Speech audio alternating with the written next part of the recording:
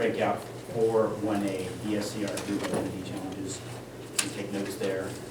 I'm going to be doing 3 different sessions for the breakout for district and council level. This first one is going to be a detailed review of Vanguard. Some of the information you'll probably already know, some of it won't, will be new. But think of it when you receive this information as if you're going to be giving it to somebody else. So I'm going to be in the train-the-trainer mode. My hope is that you'll take this information back to your districts and councils and or members of the church, your stakes, the wards that you're Are we okay with propagate that. Are we 6 feet apart? Is that okay? I'm fine with it, especially with the fans going. We Yeah, have some windows open. you're There's good. a little bit of cross. You're good. Yeah, that's fine. I don't want to break all the policy. You know. And if you got to go back up even more. If anybody walks by, you Like Lynn said, we're kind of cowboy. A Yeah. bunch of cowboys here, just make it look like it's real. Yeah, I should have brought some M&Ms. You can slowly eat one a minute. That's why I got the trail mixes. Yeah, that's good. And so, yeah, so the first session is going to be specifically about Vanguard. The second session, which I think is Thursday, will be about the role as a Vanguard Scouting Council representative, which I think both of you are. And Jimmy, I don't know your background or not, but I'm not, but what district or council are you in right now? Utah National, or Crossroads of the West. Okay, I can't remember who it is for Crossroads. I'm Crossroads West. You're Crossroads West as well. I'll look it up and see. So Matt McKiff is probably our He closest. probably is, yeah, okay. But But we can train up a new one. okay. And it'd be, for Crossroads West, it'd be great to have multiple voices communicating this message. North and south. And then the last session, the third one on Friday, will be specifically about how to create new units and how to encourage others, more importantly, how to encourage others to create units. All of us have probably done that already to some degree, but how do you motivate, inspire, and then give a to-do list, checklist for others? As I mentioned in my prior sessions, I'm the council commissioner for San Diego. The number of Latter-day Saint council commissioners is probably pretty low these days. In fact, it even was during the days of the church because it just wasn't a natural extension of your stake young men's president calling. Nevertheless, it's a great role to be a great influencer. Justin was talking about hiring decisions. I know you've been on the selection committee. We're just starting the San Diego process to do the selection as well. This will be my first time being on the selection committee. So if you're still a president or you're still a member of Boy Scouts, I'm going to tell you something. I don't even know if I'm registered currently, actually. Oh, okay. But you're not an employee anymore. I'm not an employee. Okay, all right. That may take you out of running. Can you direct hire into that? I don't know how that works. It's kind of a crazy process, how they come on in. The rules have changed significantly, and part of the rules have changed because of the chief scout executive was not an employee, so they brought in someone from the outside. Yeah. And so there are some circumstances where they have brought others into, or different mixes Okay. with that. The one thing you cannot do is you cannot be a council executive inside of the council that you currently are employed in. So we broke that rule in San Diego. It was in the middle of COVID, and we had our assistant executive become the acting chief executive. And we've been doing that for 2 years, but we're getting a lot of pressure from national. You guys got to do your selection. COVID's done, let's get this. So we also broke the rules. We fired all our DEs, let them all go. We were in a major bankruptcy problem. So the commissioner corps that I lead is under duress right now. We're doing the roles of both the DEs and the commissioner corps. And then we did away with districts. We have what we call the zone model. And so I don't know if the experiment's a good thing. We certainly have balanced the budget now. We're back in the ring. But I don't know if the program suffers. That's still enough on that, though. We don't know if the program suffered because of COVID or because the Lack church of left. DEs. You can't Yeah, necessarily. certainly for recharter, we did better than we did last year, so I think the commissioners did a good job on the recharter. But there's so many questions being asked, the professional staff knows how to answer a lot better than volunteers. And they know 7 zones, so that'd be equivalent to 7 districts. We just can't call them districts. Because you're an MT. So what I thought we would do, why don't we just, this particular deck is 20 slides, and it's all from the perspective that you will be using this deck to motivate others. So when I go through it, I'm not so much going to be teaching because I won't be new information to you, but think about how you would teach it to others. So we have some time. We're going to finish before we break for lunch at 11:20. Between 11:20 and 11:30, we'll just head over to the lunch hall. We don't go back to the main session anymore. but can we start with you, Lynn, and just tell us a little bit more maybe about your scouting as it relates to the district and council level and just working with this? Sure, so I was the council commissioner when we merged with Denver Area Council, so Okay. Western Colorado was sucked in. We were devastated by the pullout of the church. Oh, so it wasn't just Utah, Colorado? No, got we hit were hard. 50% and Okay. absolutely, we were struggling financially anyway, and we were sucked in.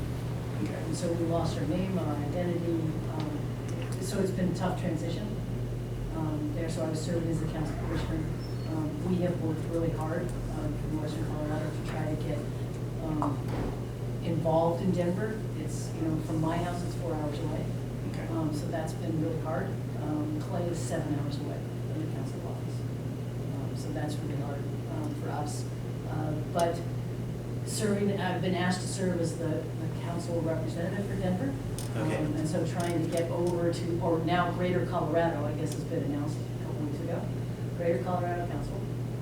And so my struggle is how am I going to get to all of these people and how do I get the message out and how do I do it effectively? So we'll be talking about that in the next session, best practices in terms of distribution lists, contacting, all that. Fortunately, you already have a great personal contact. And I've worked really hard to kind of like just get my name out there so Yeah. people, at least in the Denver area council, know me, or at least some of the things that I've done, Okay. mostly with Sea Scout. In fact, one of the things you can do is the old trustee Boy Scout business card. I'll show you each one of mine. This is I'm also vice president of Vanguard operations, and my contact information. Charles made these. They're really cute. They've got our pictures on the back.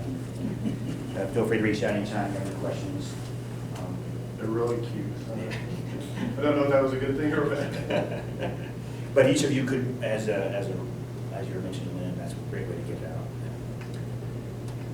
Multiple contacts is what it takes till somebody gets the aha moment and says, I want to be involved in scouting, I want to create a unit. How do I get, Lynn knows how to do that.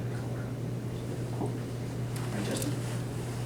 Justin Jepson, currently, I don't know if I'm registered. So most recently, I was the field director in St. George, basically everything south of Nephi in Utah, including Lincoln County, Nevada, and Mesquite, Nevada. So we had a pretty broad territory. Did you see your city in yours? I was. And so since that time, I'm kind of feeling like a man without a home. So my kids are involved in the unit, but the unit is still doing church scouting. So they don't follow the program helps, they don't follow. And so there's kind of this opposition between me and the committee chairman of how to run, and I've just allowed them to run their own unit. Is that Matt's troop or something? Is it a troop? It's not. It's a man's name, Brent Hall. He was actually my commissioner 20 years ago when I started in St. George. So we have a great relationship, but when it comes to scouting, he believes every young man should be an Eagle Scout. And it doesn't matter how you get it, you just should be an Eagle Scout. That is the church model, or previous church model. Correct. And so, so my daughters are in the pack, as well as my youngest son, and so we have a pretty good experience, but I'm kind of on the unit. I think I'm registered as a commissioner, I think, but I don't know that I actually am registered. My feeling is with the council, because I was an executive and the way that the separation happened, it almost feels like we don't want any institutional knowledge to exist from previous generations, and so we want a clean slate. And so even NYLT, they asked me, will you be on staff? And I said, you have to get the council's approval first. I'm not going to step on anyone's toes to be on NYLT, and they haven't asked me, so I assume that the council said no, we won't take it. So I'm kind of in that place. I'm intrigued with Vanguard because I think there are so many people that are kind of in the same situation. In your council and my council are saying, we gave so much time and energy to scouting, but our family doctor's coming this week, and he's like, what's Vanguard? He's like, he's been here for 30 years as a medic or whatever, and he's like, I never even heard of Vanguard Association. That frustrates Charles more than anything, is that we're not getting the water to the end of the road. If Yeah, somebody and was I looking think- for it, I think as part of the councils, council leadership, maybe at least in the Crossroads of the West, not understanding it and maybe feeling like it's a competing. I don't know what it is, but it's just fascinating to me to say, this is interesting why there would be an organization that should supplement your program, but it seems like it's in competition, or it's perceived as competition to your program. And I'm interested in figuring that out and being part of that thing that tackles some of that. In fact, we'll get into that, I think, in the second or third session in terms of how to map all of the Boy Scout requirements to the new church initiative for children and youth. You know, they have 4 goals. It's spiritual, physical, intellectual, and emotional. But there's a lot of requirements, like even if you're pursuing Eagle, you can have several goals in each of those buckets and do double duty, I should say. Still the frustration, I guess one frustration to me is the church's program is so lackluster in most places. And you would think that there's still a place for scouting for something because it's so, like in our congregation, it's non-existent. Yeah. You know, it's paintball, it's our ATV, it's all the things that we were prohibited in doing in scouting, and they just are like, hallelujah, we can do anything we want now. Do they go camping? No. Yeah, I mean, if you get a father and son's camp out, you're still lucky. Now, part of that's COVID. You know, there was a lot of hesitation, but we'll see where it comes out. So that's part of our group, is to change that. Yeah. That a model that people are falling into and go back to what we know helps to build our youth the best way possible. Thank you. Jim? At the unit level, pre-breakup, I held every scouting position in a ward level between den leader and official head. So at the unit level, I've had a lot of opportunities. I have served as a district commissioner, served as assistant council commissioner twice, once as a round table, once as a unit serving. That's great. Served as BDC, roundtable staff. My wife and I, we went on a mission expecting not to be involved. We signed up for the alumni or whatever that's called. And when we got out of our mission, our assignment was working with the military base. And we became unit commissioners for the units on base. And in our counties, we had like 8 units. The 2 of us were serving as unit commissioners for. We returned from our mission, moved to Cache Valley, and are now unit commissioners in Cache Valley. I have a girls troop, a boys troop, and just to do venturing crew. The interesting thing is, award release site president is the scoutmaster of the girls troop, the husband who's the scoutmaster of boys troops in the young men's organization, and the venturing crew drawn from those 2 troops to, well, others to fill out. So it's kind of nice being in that family of scouting. A majority of them are LDS and are in those 3 units. That is so exciting to hear. My son is in a young men's presidency in Philmont, which is not too far from Cache Yeah, Valley. over the hill. But I don't think any of the kids are still involved in scouting. I'm gonna have to ask him about that. He was, when he first started off, he was in charge of the Deep Zone advisor, and was very much involved in scouting until transition. But that's good to hear that. If you think of the movie Field of Dreams, build it and they'll come. Yeah. That's been our experience in Cache Valley. That once you've got a chartered organization that will establish, you can get people in there. One of the boys I teach in primary, his mom just reached out and says, "Can you get my son into Cub Scouts? I want him to be in your unit." And I said, "No, I'm not in your unit, and I don't know, yeah. Cub Scouts, but yes, I'll find the best unit in town." Richard, his wife's supposed to be here, and because of her allergies, she couldn't get near the smoke for the fires and stuff. And they run a great program, so got him in that. Oh, thanks, Jimmy. So our third session, which will be on Friday, our third breakout, is going to be talking all about creating units, and specifically how to earn this award here, William D. Royce, which is the award that you get if you create a unit and bring it to gold by the end of the first year for Journey to Excellence. And so that's good. That's wonderful. I'm glad to hear that story. It's a real success story. Does Charles know about this? I don't know. Yeah, okay, I'm going to introduce you to him, make sure I you guys know have Charles, but you just mentioned it. Good, because he'll probably want to put it in the Beacon newsletter, because we're trying to find success stories of enclaves where it's really working, where we have units that are largely Latter-day Saint families, largely Latter-day Saint leaders. You know, we're not going to exclude anybody doing scouting, but at the same time, that group knows the culture of the unit. You probably don't camp on Sunday, word of wisdom is followed, probably no cussing, those typical things that we value so much in the church. Thank you, Jimmy. Well, you got to get glare on your name, Michael. Okay, there we go. Thanks.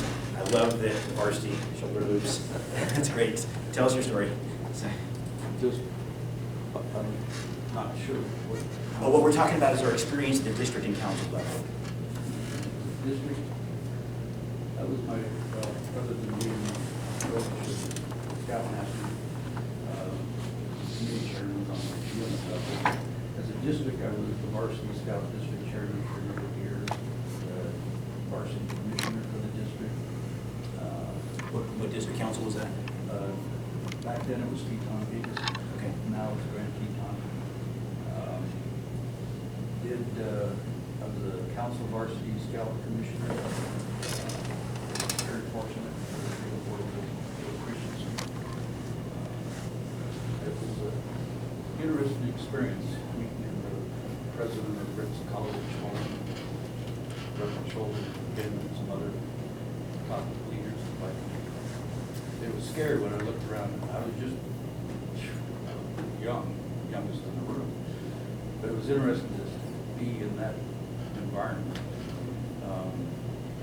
I've been on the council, Boy Scout committee, lodge advisor, do camp visits. Did you run a varsity huddle? Yes, we had huddles. Okay. Had a good staff for that. We had fantastic varsity huddles in San Diego Imperial Council. They were so good that scoutmasters who weren't even tied to varsity would go to the huddles so they could steal ideas and bring them back to the troop. We had some sharing, yes. We did, our summit training that we had for varsity, we developed. It was a great time. That was my 80s. 90s, it was mostly scout mastery. My boys were that age. Got them off. We went to jamborees. I've been on council committees. I'm just right now member at large Okay. under the council. Because once you lost that home registration, in fact, some friends that are still active in scouting and doing different things, we were talking about something. I don't know, registered. I said, well, if you didn't pay for it, you're not. Yeah, Because, that's true. You know, we're not in that realm, so. And we Church doesn't pay for it anymore for you. I've talked to a number of old-time scouters and stuff that are still wanting, in essence, to kind of be involved, that they're afraid and they don't know where or what they can do. And in our council, I haven't, because we spend our winters south, have been able to keep a lot of ties. As far as interactions, I've been chairing our fall tradery and memorabilia auction, and use that money to help build maintenance in our camps, but it's trying to use it as a way to get people involved and that we're still here, still doing things. But it's kind of like the biggest thing that I've seen is how do you get a sponsoring institution, and then how do you get a place to meet? Okay. And, you know, initially the church cut all ties. And I've heard different stories because I spent a lot of time in Utah, there at some of their traderies and activities. But it's like, and I don't know, it's just rumor to me, is that some ward buildings were able to be used as a meeting house for the church. Yeah, technically not. If you have that, you probably either have a bishop or a stake president who doesn't clearly understand the Yeah, rules. that's what I'm Yeah. guessing, but, Okay. is that the Interesting biggest? how it goes. Don't show it. The handbook just changed. The ones that don't follow all the, or don't read all the changes. Okay. But I know, when I told my bishop that I've been invited to this, this invitation just came out of the blue. It was like, and I was in Arizona when I got it, and I read it, but that's interesting. And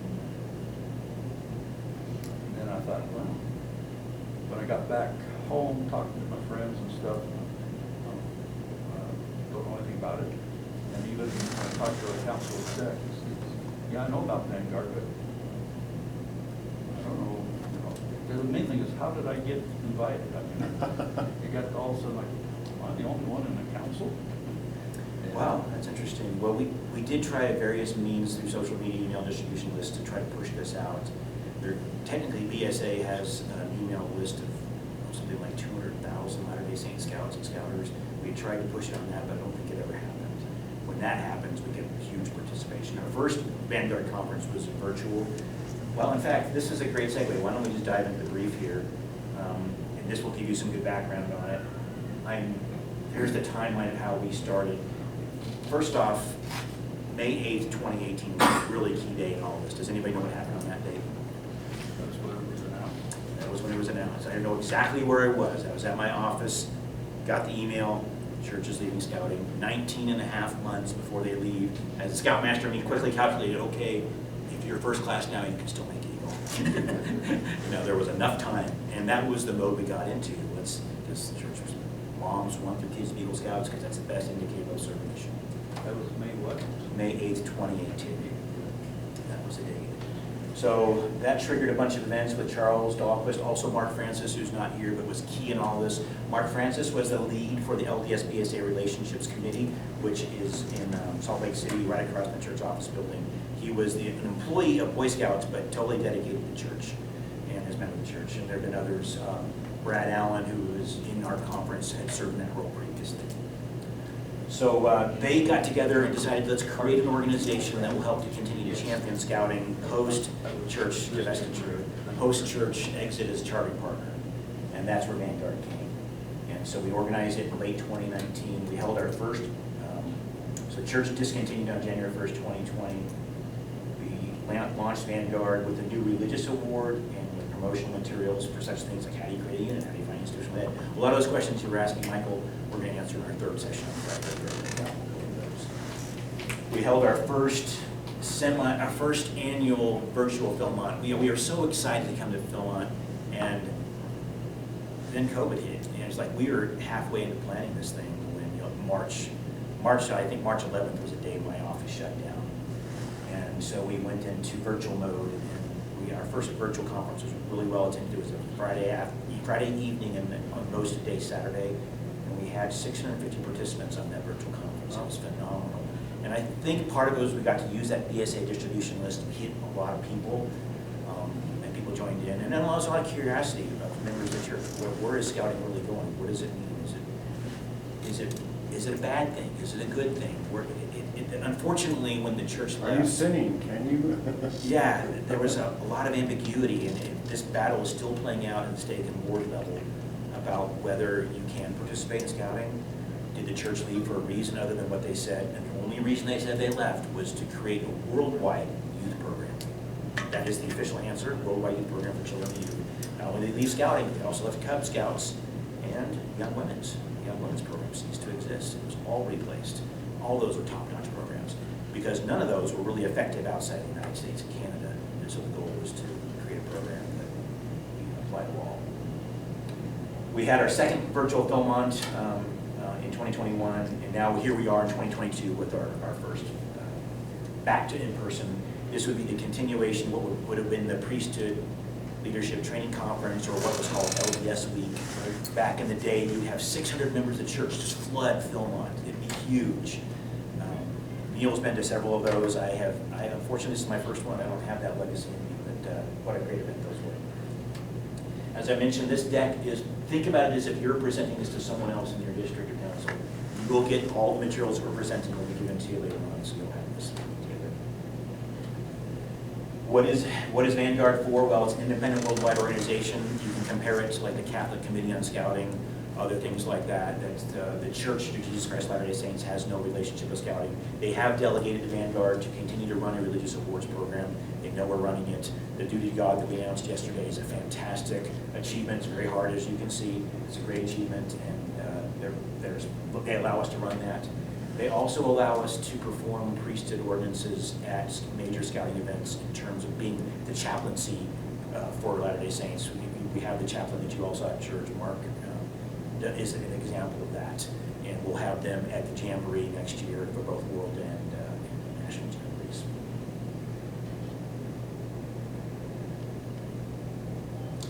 Okay, we're funded by membership fees and donations, and let me jump to that slide real quick. Here are the membership levels. The sustaining membership was originally the charter membership, which was for those in the first year, although we technically extended that plank ownership to anybody in the first 2 years because of COVID. Then there's lifetime membership, and then an annual membership at 25, and you can see the different benefits you get. So when you're trying to sell this to others, technically you don't have to be a member of Vanguard to receive the newsletter, to do anything else. If that cost is an issue, don't worry about that. Nevertheless, whatever, if you become a member, then your funds are helping to support events like this and the Jamboree and the management of the awards program.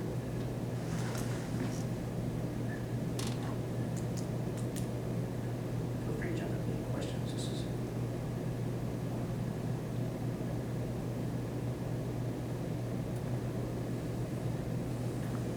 our mission is to promote scouting to members of the Church of Jesus Christ of Latter-day Saints through the World Organization of Scouting Movement and through VSA and other scouting organizations. Right now, we're only active in the United States. We have a group that's standing up to go international.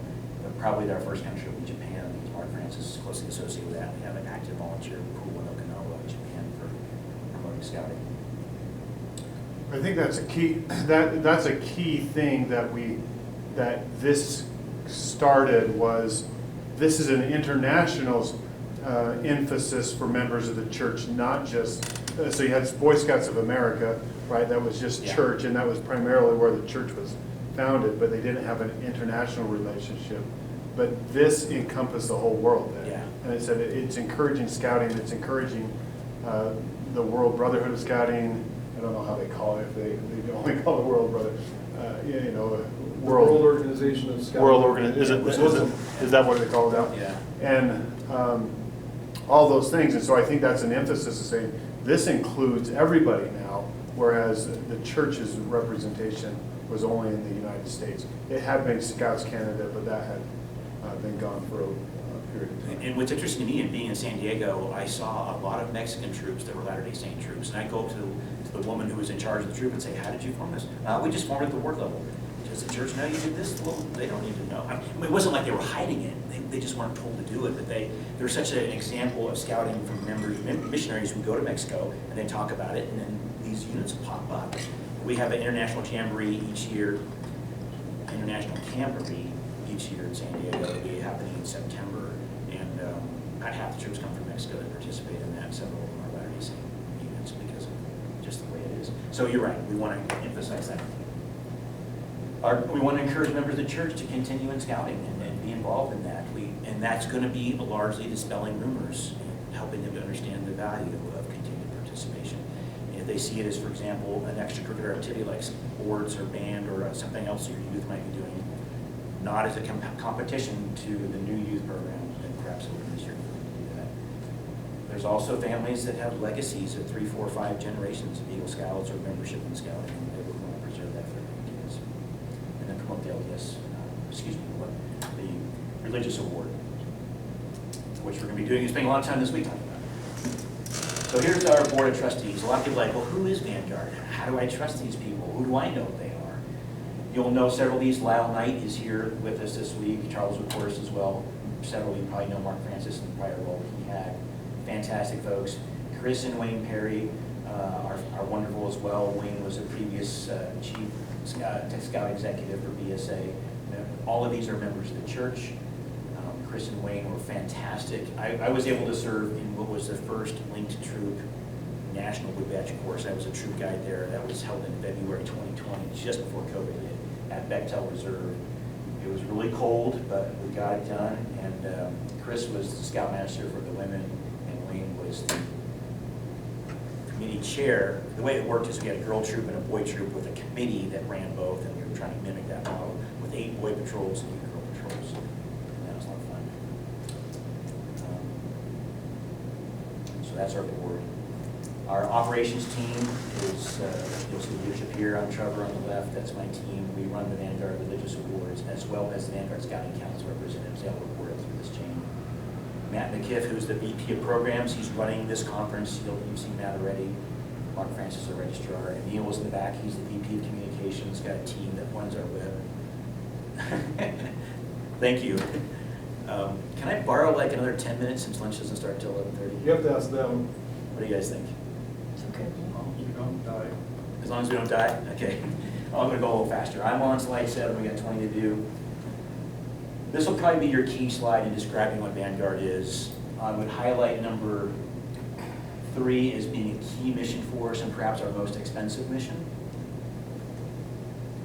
Running Jamboree is a huge effort. We're gonna have what is it, 20 by 40 setup? At least one. At least one, yeah. We're also, just like with members, the church was involved, we're responsible for family life and the genealogy merit badges. We run both of those. Yeah, I served on that staff one year. Okay, and I will be running the National Jamboree, that's 20 by 40 setup.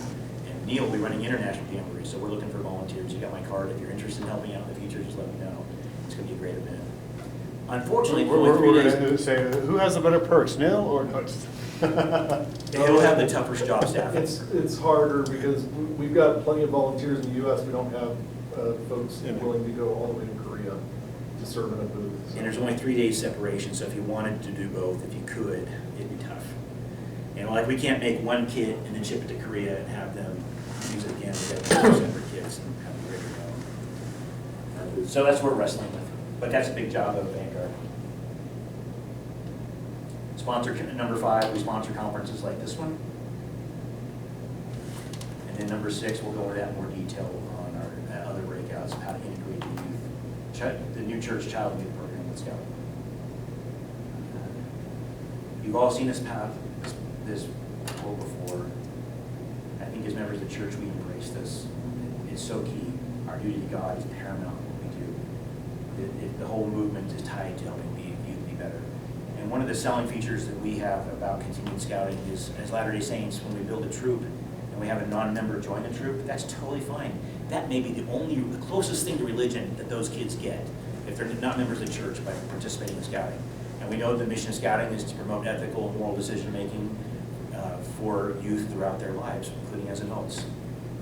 Well, in my pack, it's more than half. It might be 2/3 that are not members of the church. Really? Okay.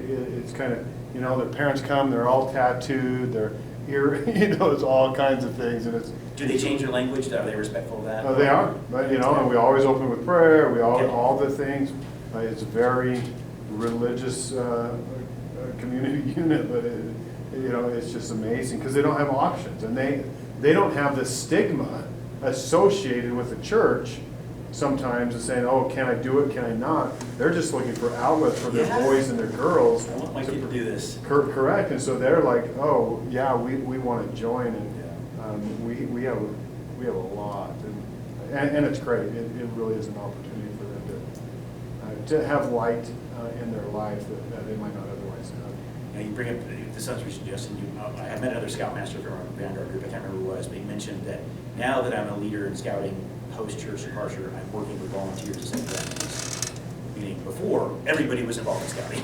It's just the church's program for youth, but now you have those who are one. Yeah, we are the longest, our church unit has taken everybody else. So you can take your charter without a lapse. But my husband has been doing it since he was here at this conference since 1990. Wow. And we get everybody because they've tried to start groups and they've never sustained. Okay, And so we have one member of the church that's it. and the rest of them are all, I mean, we have a small unit, it's only 15 kids, but the rest of them, and our chaplain's aid is like the most fought over. I think it's more important to us than the SBO. That's fantastic. And the kids are like, they want that position because of what we do. And that's a troop, not a Sea Scout unit. Yeah, That's troop. fantastic. 40 years. You guys are going to be able to share a bunch of information when you have your breakout on this. I appreciate that. Real quick, this is a mapping on the left of all of the key areas of the Vanguard Scouting Religious Award, now duty to God, and how they would map to key items in scouting.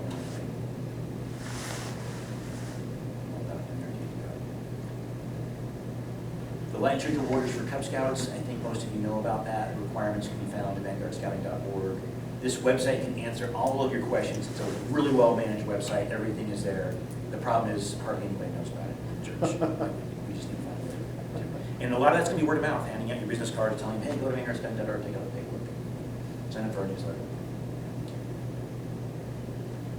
We talked about the transition to the Duty to God award now. It's going to be effective on Friday.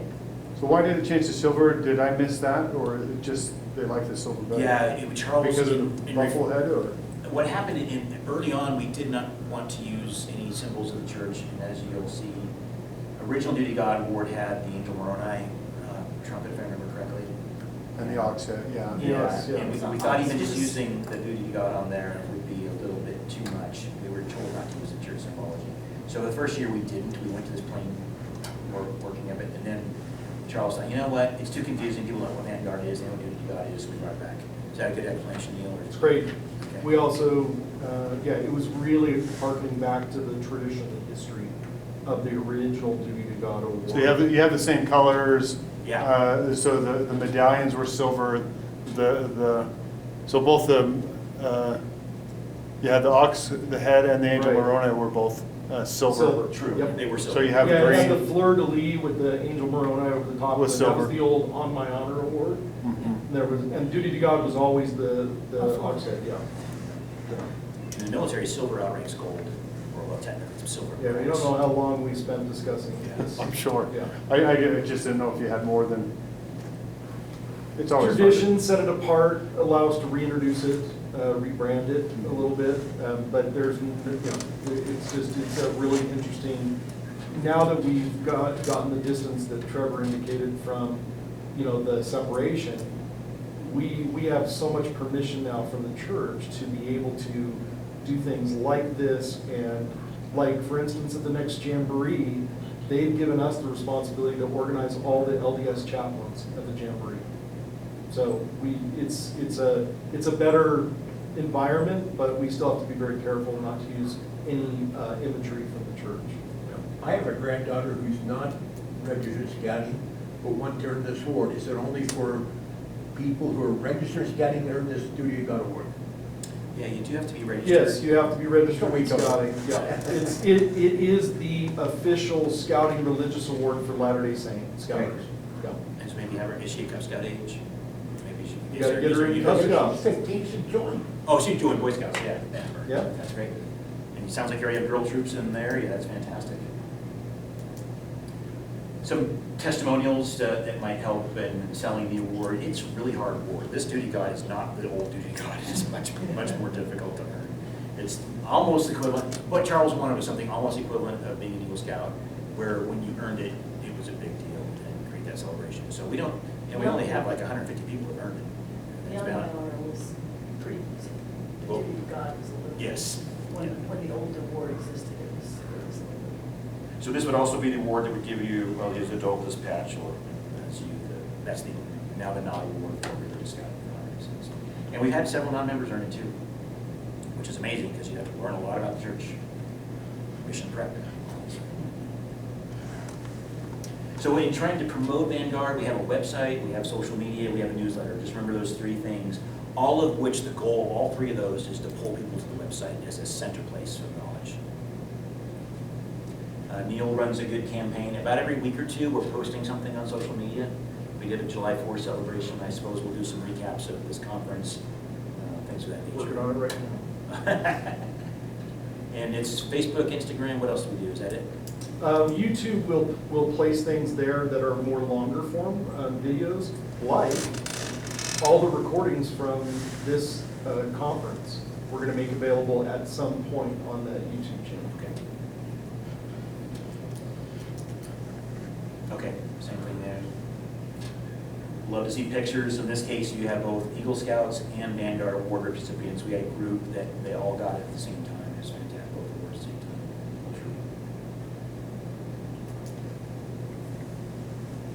All right.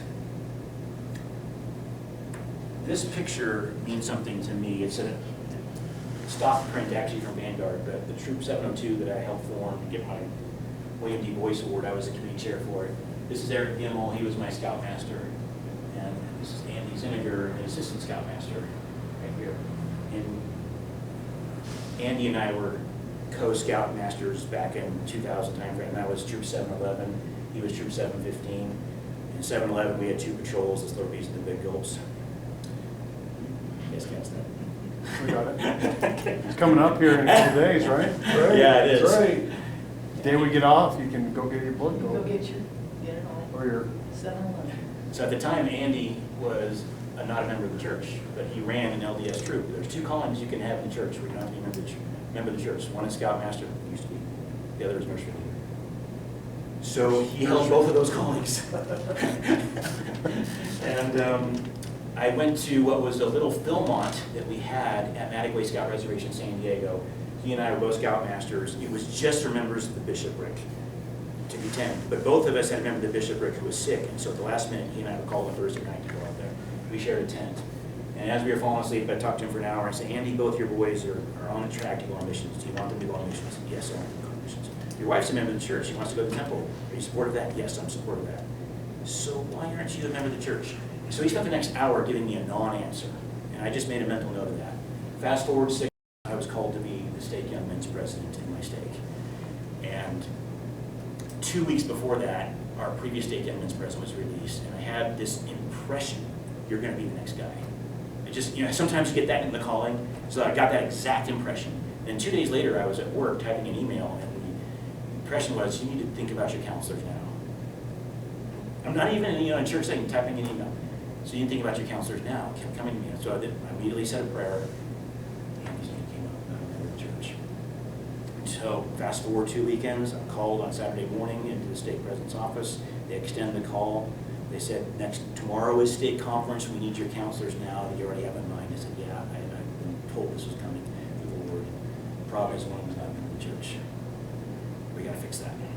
What, you wanna call somebody who's not a member of the church to be your counselor? Yep, I do, and he'll say yes if we extend the invite. So the stake presidency went out and prayed. They had me and my wife Sally pray 3 different times. We prayed. We all got the same answer. We got to continue down this path. So I said, the challenge is he's with his troop up at Matagway camping right now with his backpack. It'd be hard to extend the call. So both of the counselors of the stake presidency drove up to Matagway, went to find Andy, couldn't find him anywhere. He was out on the trailhead, found his car, left a note, calls as soon as you get back. He gets back Saturday night at 9 o'clock, calls the stake presidency. We want to meet with you right away. Can you come? No, I'm dead tired. How early can you get here on Sunday morning? I can get there at 6 a.m. So at 6 a.m. he comes, and we send a call to him. And in tears he says, I've been waiting to cross this line. Yes, I know I need to be baptized. I'll get baptized today. I accept the call. Met with the district leader. The mission district leader got his interview, was baptized at 9 a.m. We did a quick phone tree, called all the wards to bring him in because he was well known in the stake. Had 100 people at his baptism, and then at 10 o'clock stake conference, he was issued the call. So miracles like that happened in the church, and I was glad to just be a small part of that, to facilitate that. He was a great counselor. The problem was he had to resign as stake scoutmaster because he's now unit commissioner. In fact, he became my roundtable commissioner. He did a great job. Love Andy. So these things happen, and they will continue to happen. Miracles will continue to happen as we use Vanguard to promote scouting to members of the Church of Jesus Christ. I say these things in the name of Jesus Christ. Amen.